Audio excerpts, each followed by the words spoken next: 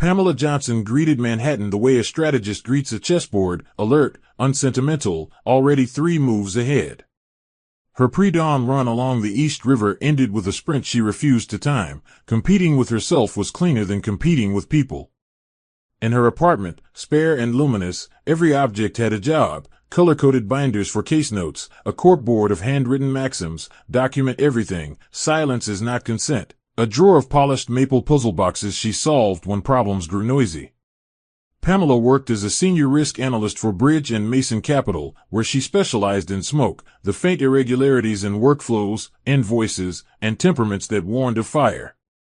She boxed twice a week, played classical piano badly but diligently, and kept a stack of Greek tragedies on the kitchen island because the ancients wrote plainly about hubris. She didn't trust easily, especially not men, and when colleagues called her formidable, she accepted it as shorthand for a woman who never begged and never surrendered leverage. She planned meticulously, but the plans were flexible. A storm, after all, is only a test of rigging. Her childhood had taught her to read weather.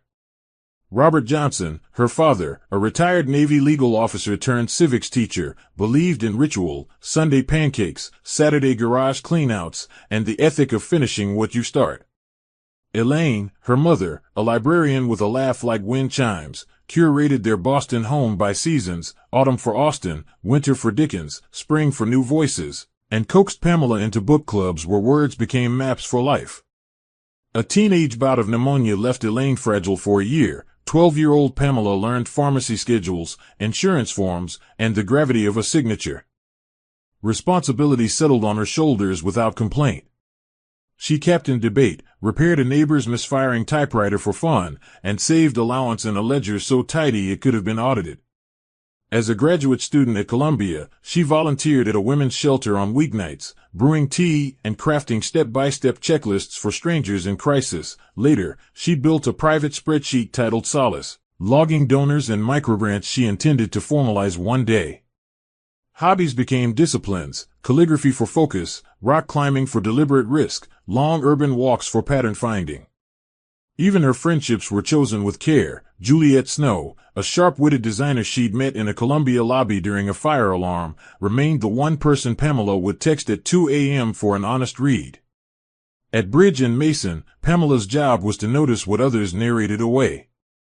She traced pressure as if it were a current, a supplier's sudden humility, the extra beat before a CFO answered, a junior associate's backspace-happy emails. She didn't chase promotions. Promotions chased her because she produced results without theatrics. The one she had turned down last spring, executive director with a cosmetic mandate, proved her boundary. She would never accept a title that handcuffed her to someone else's bad math. That decision freed her to take an assignment nobody wanted, a forensic audit of a glossy real estate umbrella with pristine reports and the faintest smell of detergent. Pamela followed the ledger's lint, finding a misfiled subsidiary in Zurich that didn't quite exist. She documented, corroborated, and quietly sealed the loop, the way a surgeon ties a knot. That morning, as she reviewed notes over black coffee, she pinned a new index card to her board: guard the quiet facts. She couldn't have explained why her pulse lifted as she wrote it, only that the city outside seemed briefly out of rhythm, as if a story she hadn't consented to was already moving toward her, testing whether her rules would hold when the stakes turned personal. Michael Donovan's childhood was painted in shades of scarcity and defiance. Born in a crumbling Detroit neighborhood to a factory worker father and a mother who strung together part-time jobs, Michael grew up amid eviction notices and the smell of metal grease on his father's overalls. His father, Patrick, was strict and stoic, a man who believed in labor but not in dreams, while his mother, Nancy, whispered encouragements about breaking cycles when Patrick wasn't listening. Michael spent much of his boyhood plotting escape routes, first through basketball, where he nearly secured a college scholarship, and then through sheer charisma, convincing teachers to push him harder, businessmen to offer him internships, and women to overlook his jagged edges. He learned early that charm could smooth the cracks left by poverty, and that image, properly sharpened, could substitute for pedigree. He loved his mother fiercely but resented his father's silence. Ambition became his way of proving he'd never wear overalls to feed a family. Ambition, however, was a two-edged sword. Michael entered college with a chip on his shoulder and a hunger that bordered on obsession. He studied finance not because he loved the mechanics of numbers, but because it promised access to boardrooms and penthouses where power breathed. He made friends quickly, cultivated an aura of reliability, yet behind the smile kept mental notes of weaknesses: who drank too much, who lied easily, who owed favors. His roommate, David Hunter, shared his knack for opportunism but lacked Michael's restraint. David taught him shortcuts, whispered about shadow trades, and introduced him to men who measured loyalty by profit. By the time Michael graduated, he was no longer just a boy from Detroit but a man who could slip into expensive suits and sound like he belonged. Still, a quiet insecurity haunted him, that the world might someday remember his beginnings and strip him bare. That insecurity became fuel. Michael's early career in a small brokerage house was marked by overwork, late nights, and a willingness to cross boundaries others tiptoed around. He traded on instinct as much as numbers, impressing older executives with both results and the confidence with which he delivered them. Yet he was impatient. Mediocrity wasn't an option. He wanted more than stability. He wanted legacy, the kind that would make Patrick Donovan's disapproval irrelevant. At business dinners, he watched how billionaires lifted wine glasses, how they paused before answering, and he imitated their rhythms until they seemed natural. He believed he could build himself into someone untouchable, a man whose life was curated like an art collection. But beneath that polish, impatience simmered. Michael Donovan had constructed himself from hunger and need, and while he wore ambition like armor, the cracks of his origin never fully closed. It was that tension, between the boy who had nothing and the man who wanted everything, that would define his choices when love, loyalty, and betrayal collided. Pamela first encountered Michael on a rainy Thursday afternoon in Manhattan, the kind of day where umbrellas flipped inside out and cabs sped past puddles without apology. Bridge and Mason Capital had sent her to observe a client pitch involving a real estate startup desperate for investors. Michael, newly recruited as a financial consultant, strode into the glass-walled conference room like he owned it, his suit too sharp for his age and his smile calculated to disarm. Pamela noted his confidence with clinical detachment, but when he launched into a persuasive breakdown of the market, his charisma was undeniable. He spoke with conviction, eyes alive, weaving Detroit grit into Wall Street polish. Pamela, who rarely offered unguarded reactions, allowed herself a silent acknowledgement. This man knew how to play a room. Yet when he caught her gaze briefly across the table, she saw something else: hunger, not just for approval, but for control. After the meeting, fate, or perhaps Michael's calculation, placed them both waiting for the same elevator. Pamela, tapping her phone, noted his reflection in the mirrored doors before he broke the silence with a casual, "I saw you analyzing me more than the numbers." The remark might have unsettled another woman, but Pamela raised an eyebrow and countered, "You make numbers secondary to performance. That's dangerous." For the first time that day, Michael's perfect composure cracked, revealing a flicker of amusement and surprise. The conversation that followed was brisk, layered with unspoken challenges: Pamela's skepticism against Michael's charm, her sharp logic against his smooth improvisation. They exited onto the crowded street with the rain still falling, their parting words a duel rather than a farewell. Both walked away with the same unsettling realization: this was no ordinary encounter, it was a collision of equals who did not easily yield. What neither admitted at the time was how much that encounter lingered. Pamela returned to her apartment with her usual evening checklist, yet Michael's voice haunted the silence between her piano keys. Michael, meanwhile, found himself distracted even during drinks with colleagues, replaying Pamela's cutting remarks with a mix of irritation and fascination. He was accustomed to women who either adored him or envied him, never one who dissected him so easily. Pamela, too, wrestled with her instincts. She distrusted charm, and Michael wore it like cologne, yet she sensed beneath it the raw determination of someone who had clawed their way from nothing. It wasn't attraction yet, not even close, but something sharper, the thrill of having met a mind that wouldn't bow, a presence that promised conflict, danger, and perhaps, inevitability.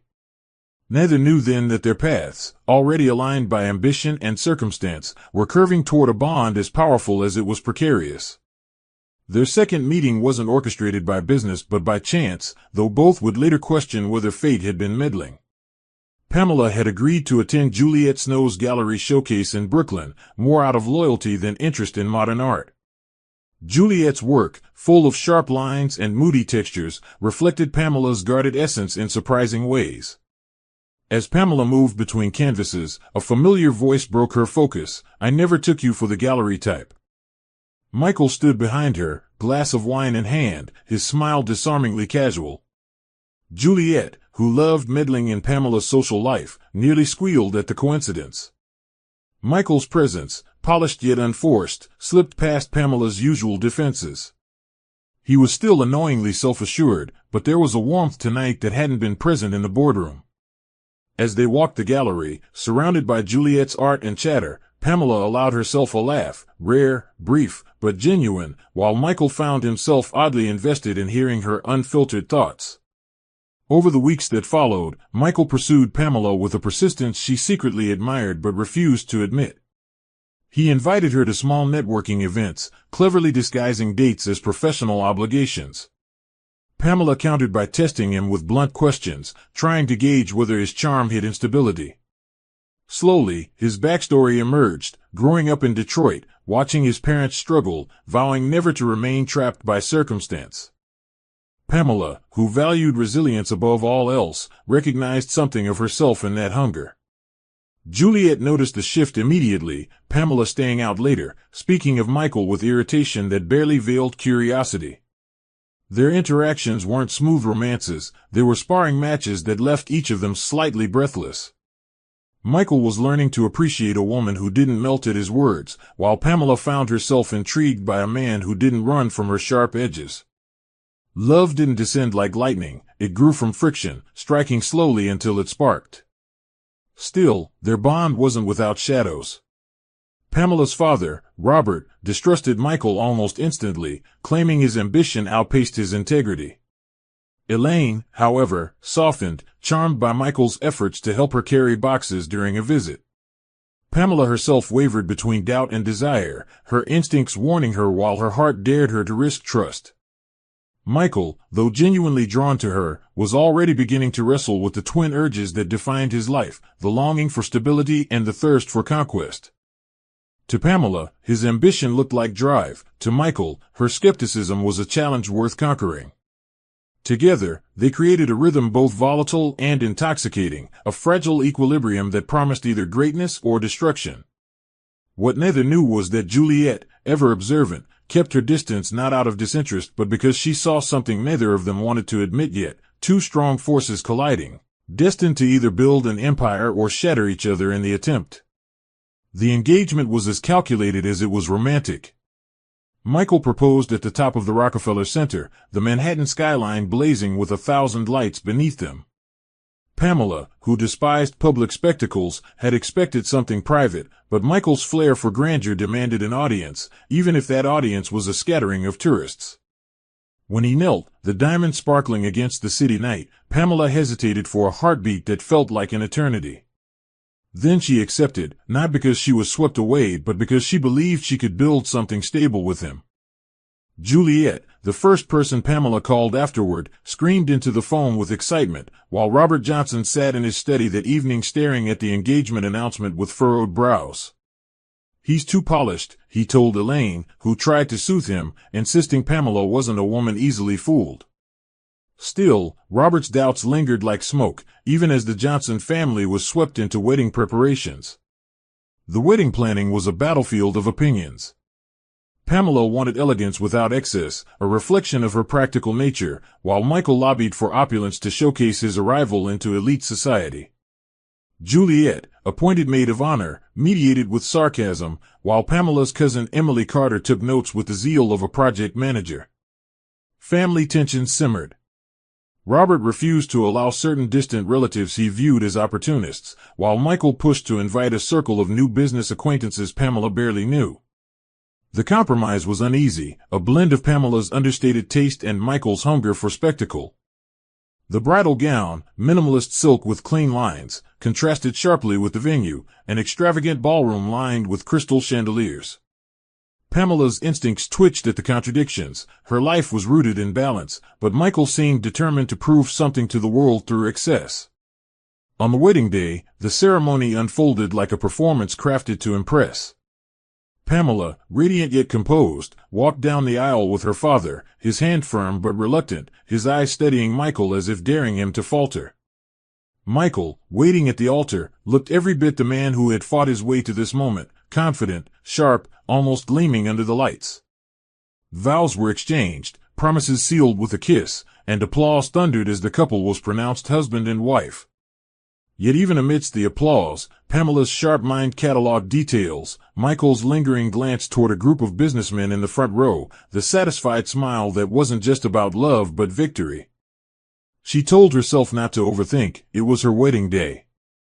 Still, as confetti rained down and Juliet whispered, "You look like a queen," Pamela felt the faintest chill, an instinctive warning buried beneath the joy, as though this union was not the ending of her independence but the beginning of a new kind of war. The early years of Pamela and Michael's marriage were marked by contrasts as sharp as light and shadow. Their apartment in Manhattan's Upper West Side reflected Pamela's influence, sleek but functional, with bookshelves that reached the ceiling and a kitchen organized like a surgical suite. Michael, however, filled the space with symbols of status, paintings from up-and-coming artists, a grand wine rack, and a polished piano he never touched. Pamela continued her steady career at Bridge and Mason, rising as the voice executives trusted when numbers didn't add up. Michael, on the other hand, was restless. He launched into bigger deals, charmed clients at rooftop bars, and insisted they attend galas Pamela had no interest in. To outsiders, they appeared as the perfect power couple, her intellect and composure balanced by his charisma and ambition. But to Pamela, a subtle imbalance began to hum beneath the surface, like a string pulled just slightly too tight.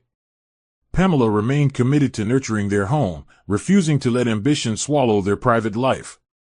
She pushed for Friday dinners without phones, weekend getaways to quiet coastal towns, and the occasional evening spent listening to Juliet's stories at her Brooklyn studio. Michael indulged her sometimes, but more often than not, he found excuses, networking dinners, urgent investor calls, or late-night strategy sessions. Pamela sensed the shift, though she didn't call it betrayal yet. It felt instead like Michael was chasing something she couldn't quite see. She found solace in her own pursuits, sketching the framework of a foundation to help women transition from shelters to financial independence.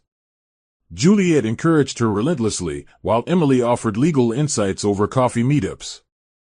Pamela's world expanded in ways she controlled, even as Michael spun faster, drawing him toward circles where applause mattered more than intimacy. Despite the cracks forming, moments of genuine affection still existed. Michael would surprise her with orchids, her favorite flower, after a draining work week, or hold her hand during charity events, projecting warmth that sometimes felt real and sometimes staged. Pamela, who knew how to read people, couldn't decide which version of him was true. She wanted to believe in the man who had confessed his childhood struggles in hushed tones late at night, but the glittering persona he projected in public often overshadowed that vulnerable boy. Their marriage was becoming a balancing act, Pamela striving for authenticity while Michael fed his hunger for recognition. Neither admitted it aloud, but the foundation of their marriage, though seemingly solid, was already carrying fractures that would widen with every unchecked ambition, every missed dinner, and every silence that stretched longer than comfort allowed. The life they were building together was beautiful, but Pamela knew beauty could be deceptive, a mask for something far more fragile underneath. Marriage, Pamela quickly learned, was not lived in isolation but in the orbit of others who could either strengthen or sabotage its core. Juliet Snow remained her anchor, ever blunt and fiercely protective, constantly reminding Pamela that a strong woman must never lose herself in the shadows of a man's ambition. Juliet's personal life was a storm of her own. Her romantic entanglements with musicians and fellow artists often ended in drama, but she wore heartbreak like a badge of courage. Pamela admired her unapologetic nature even when she disagreed with her choices. Then there was Emily Carter, Pamela's cousin, a sharp-minded attorney with a knack for spotting loopholes. Emily had always adored Pamela, often calling her the family's steel spine, and now took it upon herself to scrutinize Michael's contracts whenever they crossed her desk. Together, these two women became Pamela's quiet guardians, voices that whispered balance while she maneuvered the complexities of being Michael Donovan's wife. Michael, however, had his own circle, one Pamela distrusted from the moment introductions were made. David Hunter, his old college roommate turned business associate, was the most prominent. Charming in public but serpentine in private, David thrived in ambiguity. He spoke of opportunities that always seemed slightly outside the law but were framed so cleverly one might almost mistake them for brilliance. Pamela sensed the danger instantly, watching how Michael's eyes lit up when David painted visions of quick wins and effortless influence. Then there was Raymond Steele, a seasoned investor with a silver tongue who treated Michael like a protege. Steele flattered him with promises of board seats and magazine features, dangling prestige like a carrot before a starving horse. Pamela noticed how these men never looked at her as an equal. To them she was an accessory to Michael's ascent, not the risk analyst who could dismantle their empires with a single audit. Conflict between Pamela and Michael's worlds was inevitable. Juliet openly despised David, calling him the sort of man who sells water in a flood. Emily, meanwhile, privately warned Pamela about Steele's history of bleeding protégés dry once they outlived their usefulness. Pamela voiced her concerns to Michael, urging caution, but he dismissed them with practiced ease. "You don't understand what it takes to get to the top," he said one evening, his tone half defensive, half patronizing. Pamela's silence was deliberate. She was filing away his words, recognizing the widening gap between their definitions of success. It wasn't merely about love anymore, it was about survival, about which influences would shape the course of their marriage. Friends and foes were revealing themselves, and Pamela, who trusted instincts more than appearances, already knew the battlefield was expanding beyond their home. What she didn't yet see was that Michael's growing fascination with danger would soon attract not only David's schemes and Steele's games, but someone far more disruptive, waiting in the wings. Pamela's heart was set on building something meaningful outside the glittering confines of Wall Street. Her years volunteering at women's shelters had planted the seed of a foundation, a program designed to give women not just a roof but the tools to reclaim independence, financial literacy workshops, legal aid clinics, mentorship pairings. She spent evenings drafting blueprints on her laptop, sketching out partnerships with community colleges, contacting potential donors discreetly through Juliet's network of artists and socially conscious investors. Juliet championed the idea, offering to design branding for the initiative, while Emily combed through incorporation laws to ensure Pamela's dream would rest on solid legal ground. To Pamela, this project wasn't simply charity, it was legacy, something that aligned with her values of strength and resilience. She envisioned a future where her name meant more than being Michael Donovan's wife, but Michael himself only half listened when she shared her plans. His responses were polished, his smile indulgent, yet his eyes often flicked back to the glowing screen of his phone. Michael's ambitions were of an entirely different breed. He had tasted influence and wanted more, an empire with his name etched into magazines, a fleet of luxury cars, dinner invitations to circles that whispered in billion-dollar decisions. To him, Pamela's foundation was admirable but secondary. Prestige couldn't be built on quiet philanthropy. His partnership with David Hunter intensified, pulling him deeper into deals that promised exponential returns. Late nights became routine, his explanations vague, a new venture, a client dinner, something big, trust me. Pamela noticed the details didn't add up. He came home smelling faintly of cigars and perfume foreign to her, his suit jackets carrying the static charge of different rooms. When she pressed, he turned defensive, praising her work yet making her feel small for not thinking bigger. Pamela didn't argue, not yet. She knew battles were won with patience, not impulsive words. Still, disappointment curled in her chest each time he dismissed her dreams as side projects. It was Juliet who articulated what Pamela already feared. Over coffee in her art studio, surrounded by canvases slashed with crimson and blue, Juliet said bluntly, "He's chasing ghosts, Pam. Men like Michael always think the next deal will make them immortal." Pamela, swirling her cup, replied, "And ghosts never stay quiet, do they?"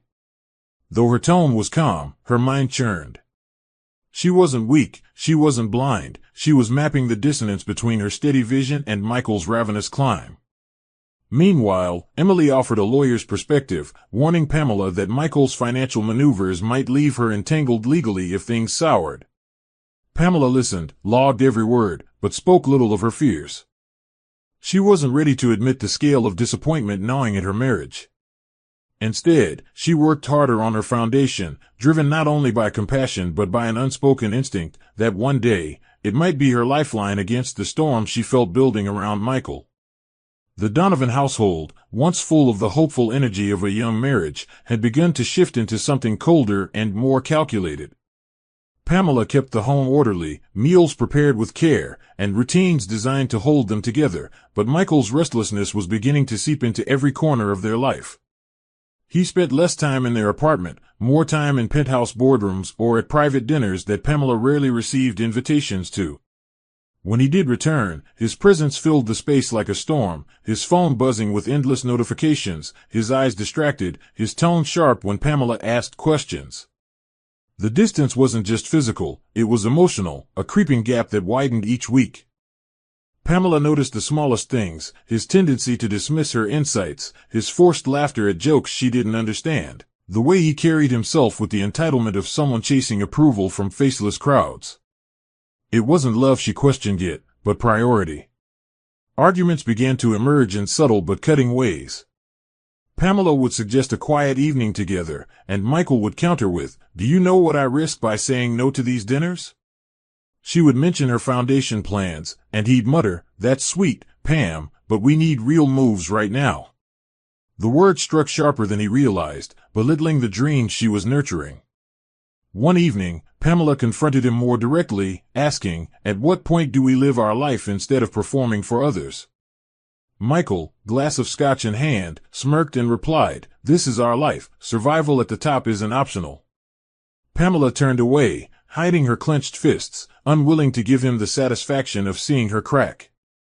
Juliet and Emily, sensing Pamela's inner conflict, reminded her she wasn't a woman who tolerated disrespect.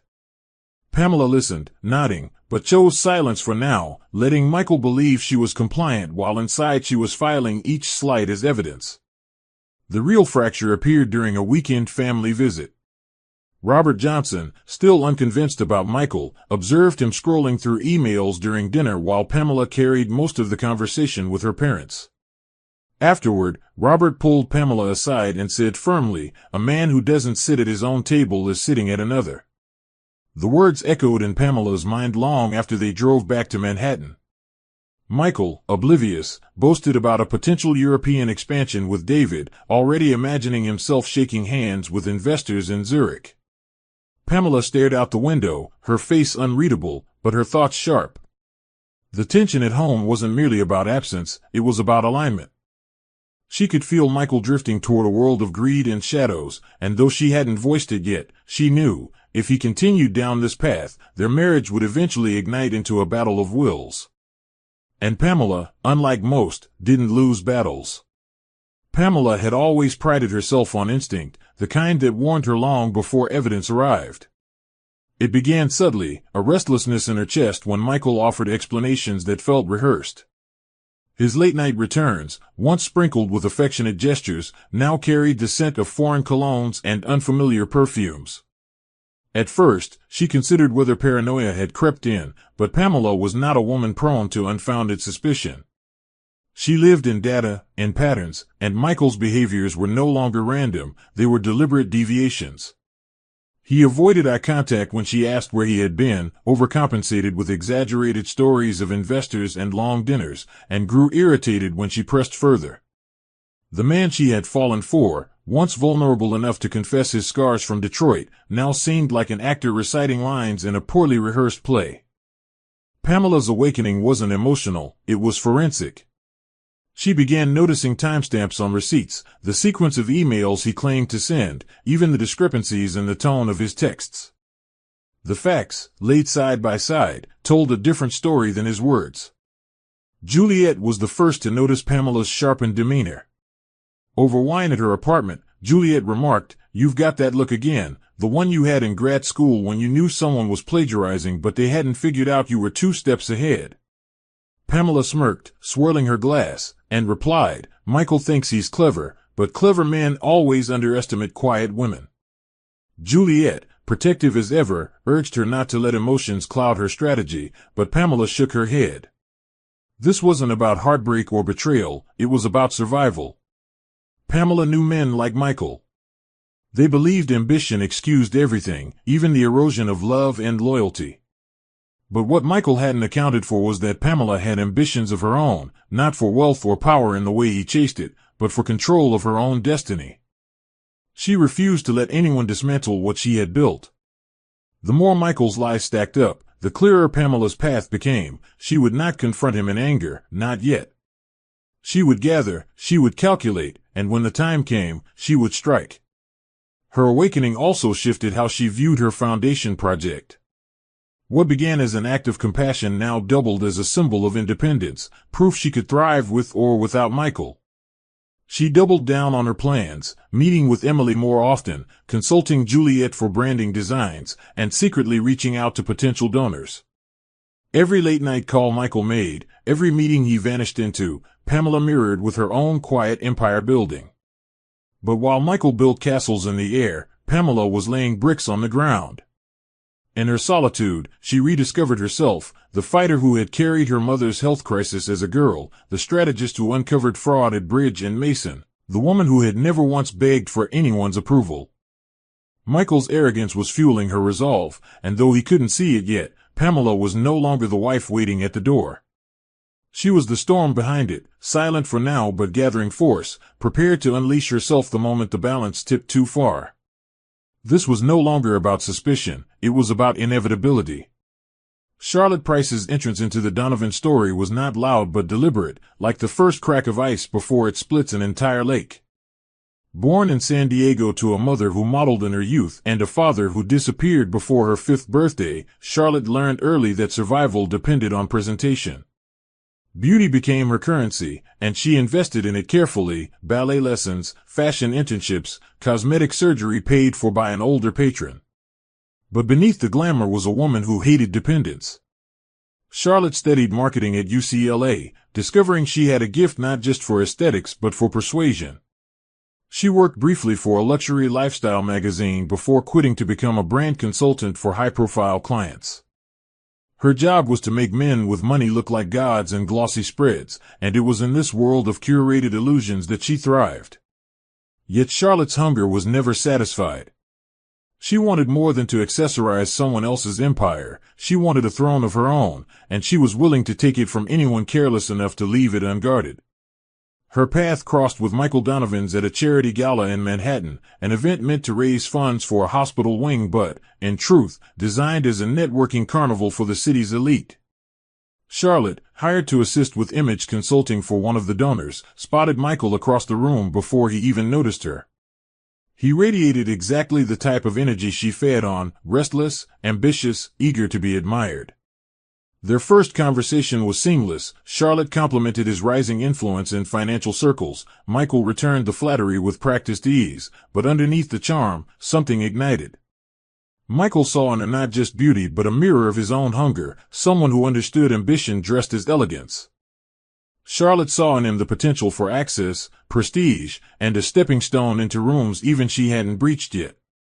Neither admitted it, but their chemistry was not about affection, it was about recognition, two predators circling the same prey called power. To the outside world, Charlotte remained invisible. Pamela never met her at that gala, never saw the faint brush of Michael's hand against hers, never caught the exchanged glances that promised more than politeness. Charlotte understood the art of secrecy. She knew how to insert herself quietly, texting on encrypted apps, arranging consultations in hotels instead of offices, and crafting alibis so smooth they sounded like truths. Her confidence grew as she realized Michael wasn't just intrigued, he was vulnerable. His ego craved the attention she lavished, his ambition needed the validation she offered, and soon, what began as flirtation turned into something Pamela could not yet see but already sensed. Charlotte was not just a mistress in waiting. She was a strategist in stilettos, and unlike Michael, she didn't underestimate women like Pamela. She simply believed that Pamela's strength was misplaced, that in matters of the heart, even the strongest eventually falter. But Charlotte would learn, too late, that Pamela Johnson wasn't the type to fall, she was the type to rise, and to drag both traitors into the fire if necessary. Michael believed he could juggle the two worlds without consequence, but secrecy is never seamless. It leaves traces, faint enough that only the vigilant can notice. Pamela was vigilant by nature. She didn't accuse without proof, but she catalogued every inconsistency with precision: the meetings that stretched into early hours, the unexplained charges at boutique hotels far from his usual haunts, the subtle shift in his cologne that smelled less like his brand and more like someone else's choosing. Michael, meanwhile, convinced himself he was untouchable. Charlotte's presence fed his ego, her whispered praise after business dinners giving him the illusion that he was ascending into a rarefied league of men who had both wealth and women to affirm it. He didn't realize that every excuse he crafted was like a loose thread, and Pamela, ever the analyst, was already tracing where those threads would lead. To her, shadows weren't frightening, they were maps. Charlotte thrived in the hidden spaces of their affair. She was careful not to appear at public functions where Pamela might attend, avoiding overlapping circles with surgical precision. She knew Michael was married and didn't mind. In fact, it added to her sense of triumph. To her, Pamela was just another woman clinging to respectability while Michael reached for the extraordinary. She underestimated, however, the depth of Pamela's intelligence. Charlotte told herself that as long as Michael was careful, the wife would remain oblivious. What she didn't understand was that Pamela had been raised to spot small anomalies, to build truths from fragments. While Charlotte painted herself as the glamorous secret, Pamela quietly built a mental case file without tipping her hand. Pamela's silence wasn't ignorance, it was strategy, and strategy always outlasts desire. Juliet, ever perceptive, noticed Pamela's sharper mood during their weekly meetups. "Something's off," Juliet said one evening over Thai takeout, watching her friend scroll through receipts with calm detachment. Pamela didn't confirm, but her pause was answer enough. Juliet's temper flared, ready to storm into Michael's office and confront him, but Pamela's hand on her wrist stopped her. "Not yet," she whispered, eyes unblinking. She wasn't going to rush. She wanted not only the truth but the leverage. Secrets lose their power when exposed too early, and Pamela was determined to let Michael believe he was succeeding. Shadows suited her for now because in the dark, people revealed themselves without realizing they were watched. Michael thought he was hiding Charlotte from his wife. In reality, Pamela was hiding her awareness from them both. And that, she knew, was the most dangerous kind of secret. Juliet Snow had always been Pamela's mirror, blunt, unyielding, and never afraid to state truths others softened. She had watched the slow change in her best friend's marriage with growing unease, Michael's absences, Pamela's increasingly guarded silences, the tension that lingered between them even in public gatherings. Juliet, who had survived her own toxic relationships, recognized the scent of betrayal long before Pamela ever voiced her suspicions. One evening, while painting in her Brooklyn studio, she decided enough was enough. She called Pamela over under the pretense of needing feedback on her latest work. When Pamela arrived, Juliet didn't waste time. "Pam, I think Michael's seeing someone," she said flatly, her eyes locking on her friend's calm but unflinching face. Juliet expected denial, maybe anger, but what she got was something colder. Pamela sipping her wine, nodding slowly, as if Juliet had confirmed what she already knew but wasn't ready to expose. Pamela listened to Juliet's concerns with her usual composure, but inside, the gears of her mind turned faster. Juliet detailed rumors she'd overheard in art circles, whispers of Michael arriving at events where Pamela was conspicuously absent, always with an elegant woman on his arm who disappeared before photographs could be taken. Pamela's heart didn't sink, it steadied. If Michael thought he could humiliate her in plain sight, he was sorely mistaken. Yet she said little to Juliet, offering only, "Rumors aren't proof." Juliet bristled, furious at her restraint. "You're not the type to play dumb," she snapped. Pamela allowed herself a rare smile and replied, "Exactly. Which is why I'll wait. And when the time comes, I won't just confront him, I'll end this on my terms." Juliet recognized the steel in her friend's tone. Pamela wasn't ignoring betrayal, she was preparing for it. Juliet's warning, though, served another purpose. It reminded Pamela she wasn't alone in this battle. She had allies, fierce ones. Juliet, Emily, even her father Robert, who had never trusted Michael, were all watching in their own way. Pamela began to view the unfolding drama less as a personal betrayal and more as a chess match. Michael and Charlotte believed they were moving unseen, but Pamela had pawns and rooks waiting quietly on the board. What Juliet didn't realize was that Pamela had already started her counterplay. She was documenting, connecting dots, storing every inconsistency like ammunition for a war she had no intention of losing. Juliet left that night still simmering with anger, but Pamela walked home beneath the Manhattan skyline feeling strangely calm. The storm was coming, yes, but storms never frightened her. They simply reminded her to tighten her sails and prepare to steer when others capsized. Michael had chosen his path. Charlotte had entered his orbit. And Pamela? She was already several steps ahead, waiting for the perfect moment to strike. The Donovan penthouse glittered that evening, its chandeliers casting prisms of light across polished marble floors as guests in tailored suits and silk gowns mingled with practiced ease.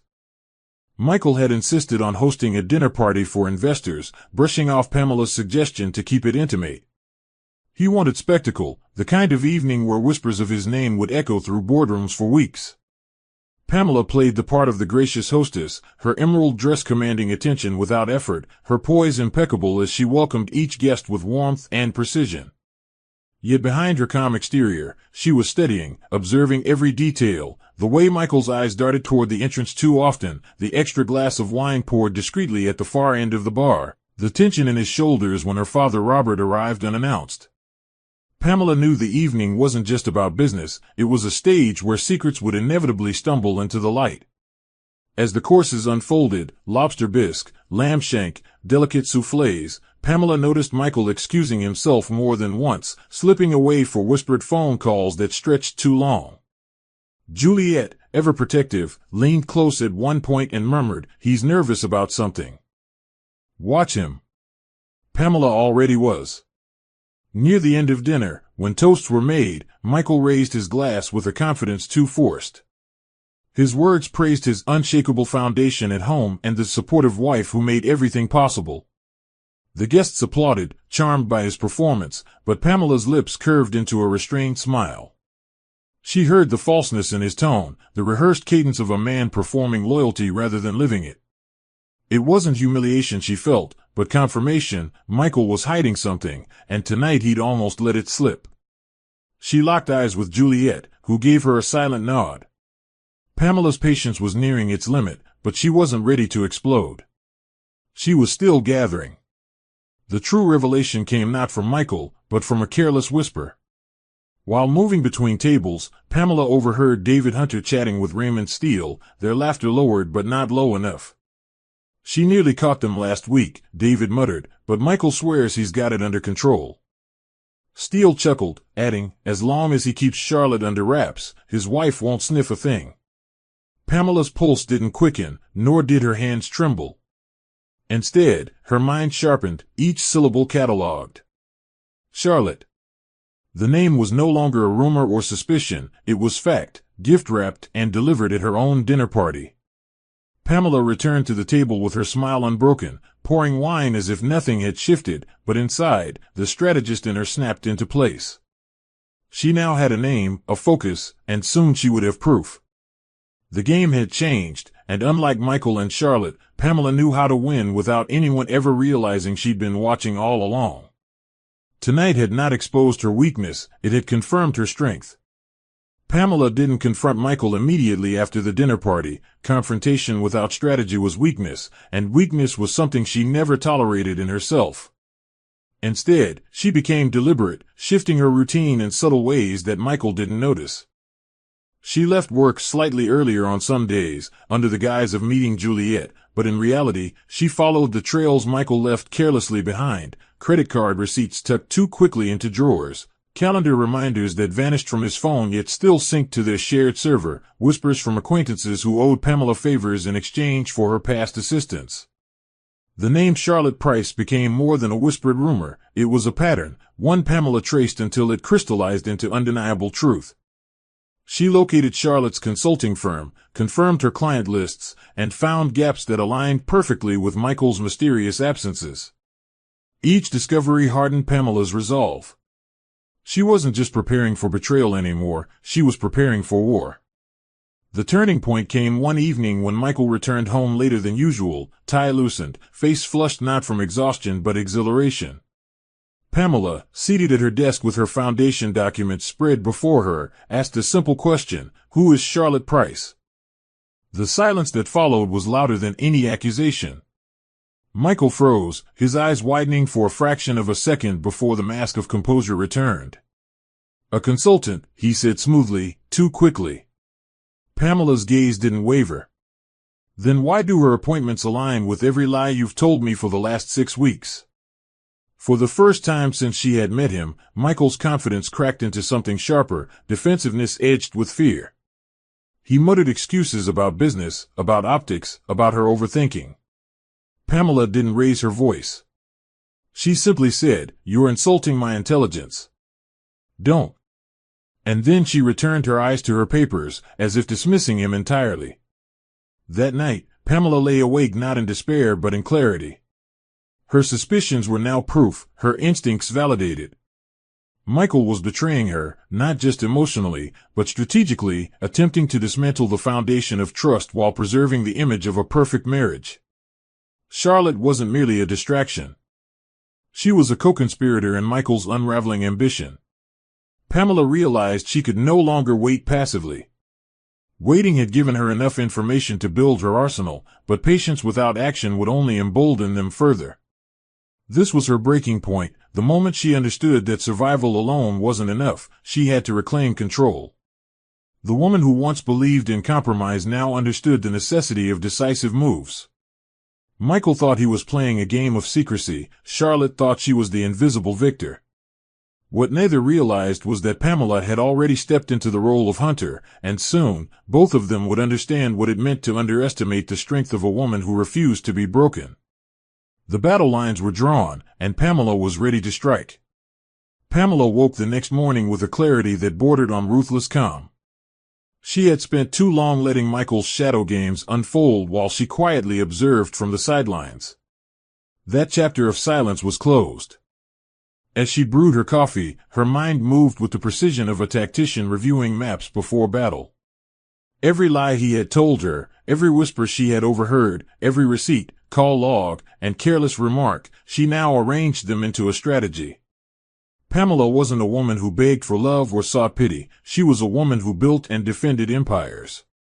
Looking out at Manhattan's skyline, she whispered to herself, "Enough is enough." This wasn't an outburst of anger, it was a declaration of war. Michael had chosen to gamble their marriage and her dignity on his hunger for power and Charlotte's validation. He thought she would crumble. He thought she would cry. Instead, Pamela began plotting how to dismantle them both without ever raising her voice. Her first act was subtle but deliberate. Pamela called Emily under the guise of a casual brunch and slipped their conversation toward the legality of marital finances. Emily, sharp as always, explained the protections Pamela already had but offered to quietly update documents that would shield Pamela from any liabilities Michael's risky ventures might create. Pamela agreed, smiling into her tea, her cousin unaware she had just been positioned as her legal safeguard. Later, Pamela confided in Juliet, not about despair, but about intent. Juliet, eyes wide with admiration, asked, "Are you sure you want to fight him this way?" Pamela's answer was simple, "I don't fight with fists, Juliet. I fight with facts, timing, and silence. And silence, when broken, will shake their world." Juliet laughed softly, almost in awe, realizing her friend was not merely hurt, she was prepared to outmaneuver two people who believed they were cleverer than her. Pamela's strategy would not be reactive, it would be absolute. Meanwhile, Pamela began crafting her mask of normalcy. At home, she kissed Michael on the cheek, asked about his work, and even agreed to accompany him to a corporate event that weekend. Michael, emboldened by her apparent docility, believed she had retreated into the role of a complacent wife. Charlotte, hearing his reassurances, thought Pamela had no idea she even existed. Both were wrong. Behind Pamela's calm smile lay blueprints for their downfall. She had already reached out to trusted contacts to trace Charlotte's firm, her financial dealings, and even the clients she claimed to represent. Pamela wasn't satisfied with proving the affair. She wanted to expose the entire deception that tethered Michael and Charlotte together. This wasn't about jealousy, it was about betrayal, arrogance, and the insult of believing she would remain silent while her life was dismantled. Pamela had declared war in the quiet of her apartment, and though Michael and Charlotte hadn't heard it yet, the echo of her words, "Enough is enough," was already reshaping their fates. Pamela understood that to defeat Michael and Charlotte, she needed not only proof but also timing. Every move had to be orchestrated so precisely that when she finally pulled the curtain back, neither of them would have a chance to recover. She began by feigning ignorance, presenting herself as the dutiful wife, supportive yet unassuming. To Michael, this seemed like victory. Pamela had swallowed his lies and settled back into the role he preferred. What he didn't know was that Pamela was already 2 steps ahead, planting seeds where they needed to grow. She arranged for Juliet to attend events under the guise of companionship, subtly watching Michael's movements. Emily, too, was enlisted, not by direct request but through hints Pamela left in their conversations, ensuring legal documents were aligned in her favor. Pamela was weaving a net so fine that when Michael and Charlotte finally realized they were trapped, it would already be too late. The first test came when Pamela suggested they host another private dinner, this time with select investors and allies. Michael, eager to display his growing influence, agreed without hesitation. What he didn't realize was that Pamela had invited individuals she trusted, people with eyes sharp enough to catch inconsistencies and ears keen enough to hear whispers.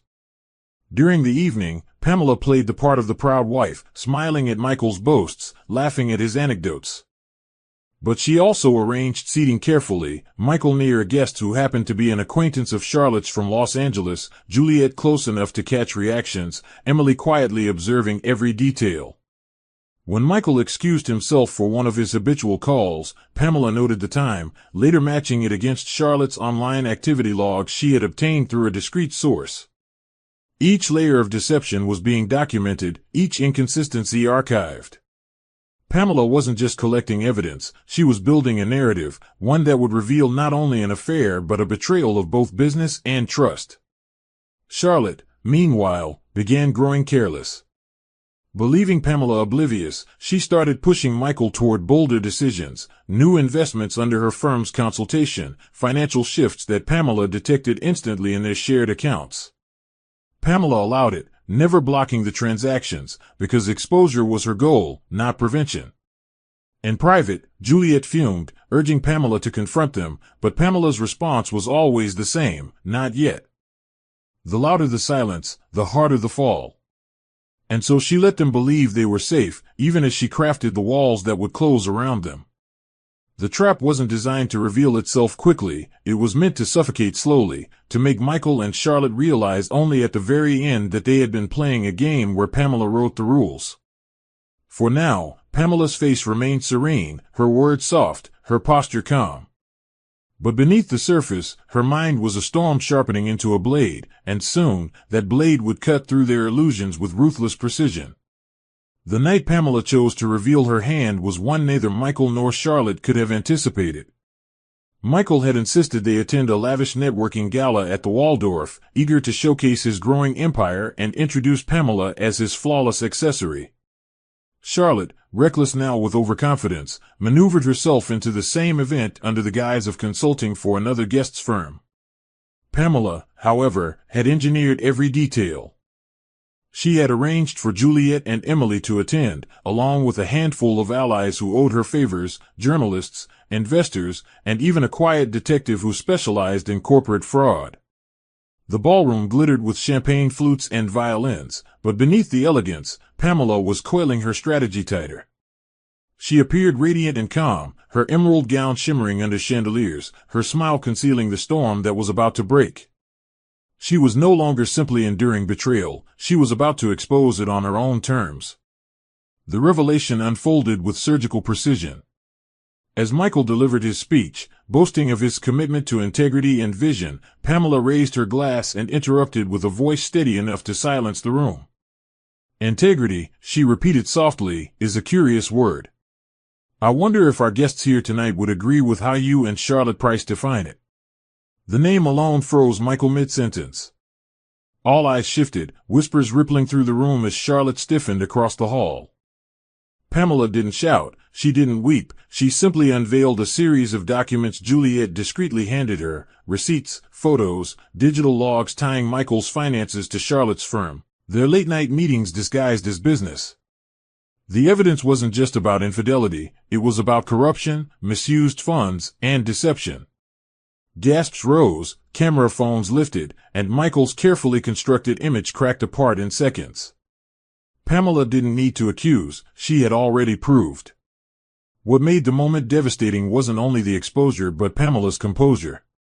She didn't crumble, didn't lash out, she stood poised, delivering her words like a judge pronouncing sentence. You thought I was blind, she said evenly, but I was watching. You thought I would break, but I built. And you thought you could erase me, but tonight proves you were the one erased. Juliet squeezed her shoulder proudly, Emily looked on with quiet satisfaction, and the room buzzed with shock and fascination. Michael's investors began stepping back, distancing themselves, while Charlotte, pale and trembling, realized she had walked into a trap meticulously laid weeks ago. Even Pamela's father, watching from the back, allowed himself a rare smile of pride. The revelation wasn't simply about betrayal, it was about Pamela reclaiming her power in full view of the world. And in that instant, Michael and Charlotte finally understood what they had underestimated. Pamela wasn't a woman to be pitied or deceived. She was the storm they had never prepared for, and their downfall had only just begun. The aftermath of Pamela's revelation was immediate and merciless. Investors who had once clung to Michael's charm now abandoned him with clinical efficiency, cutting ties before their reputations could be dragged into the scandal. The media feasted on the story: power couple torn apart by scandal, rising star caught in Mistress scandal, and Charlotte Price exposed as conspirator. Headlines multiplied, each one shredding Michael's carefully constructed empire. His office at the brokerage turned hostile overnight, calls went unanswered, partners demanded explanations, and contracts evaporated as if they had never existed. Pamela watched quietly as the empire he had so arrogantly built collapsed under the weight of his deceit. Michael pleaded, raged, and even tried to charm Pamela back into silence, but she had already chosen her path. He was no longer her husband in her eyes, he was a case study, a man dismantled by his own arrogance. Charlotte's downfall was equally brutal. Once celebrated in exclusive social circles, she became radioactive. Clients canceled contracts, fearful of being tied to scandal, and whispers of her affair with a married man spread like wildfire across industry corridors. The luxury lifestyle she had so carefully curated crumbled quickly, creditors demanded payments, leases were revoked, and she found herself persona non grata at the very galas where she once thrived. The bitterest blow came when one of her closest allies, a media executive, leaked incriminating details to the press in order to save his own reputation. Charlotte realized too late that Pamela hadn't just exposed her affair, she had exposed the fragility of her entire identity. Pamela's strategy had left her with nothing to cling to but the remnants of ambition that now mocked her. Yet the most shocking betrayal came from within Michael's own circle. David Hunter, his longtime friend and co-conspirator, turned against him with astonishing speed. To save himself, David presented regulators with additional evidence of Michael's risky financial schemes, painting himself as a reluctant accomplice who had been misled. Michael, blindsided, tried to retaliate, but by then it was too late. David's testimony carried weight, and the damage was irreversible. Pamela, who had suspected David's treachery long before, watched it unfold with cool detachment.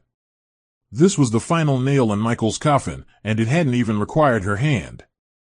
Standing in her apartment, overlooking the city that had once seemed to belong to him, Pamela understood something vital: her war was over, and she had won.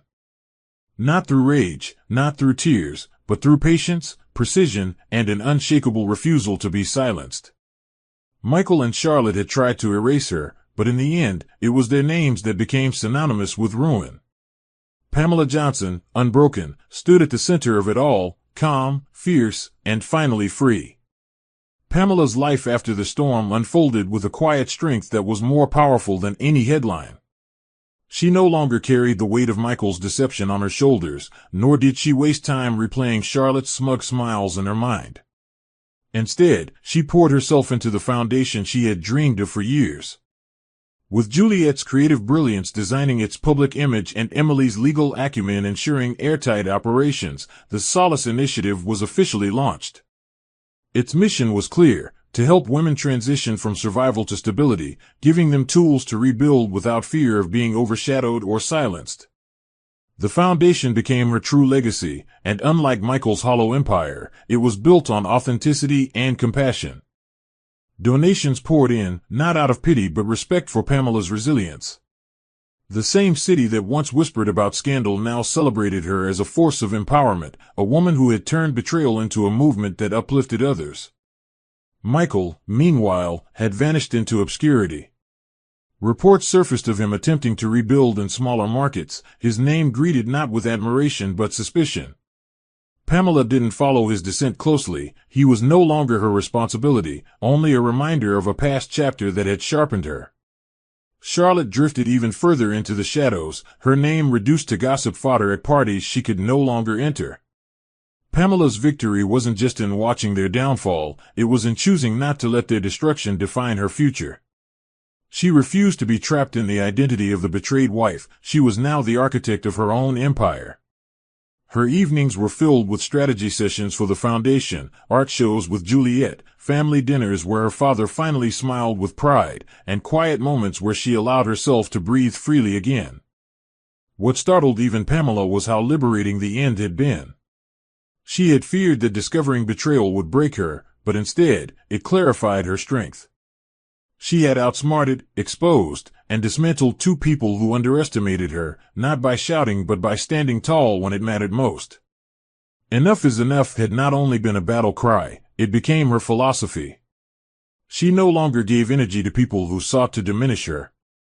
And as she stood on the stage at the Foundation's official launch, the applause rising around her, Pamela knew her story wasn't one of bitterness but of rebirth. Juliet, watching from the front row, whispered to Emily, "She's not just surviving, she's unstoppable." Pamela looked out at the sea of faces, women, men, families, and allowed herself a rare smile. She had turned pain into power, betrayal into brilliance, and silence into a voice that would echo for generations. For Pamela Johnson, this was not the end of her story, it was the radiant beginning of a new era. The end.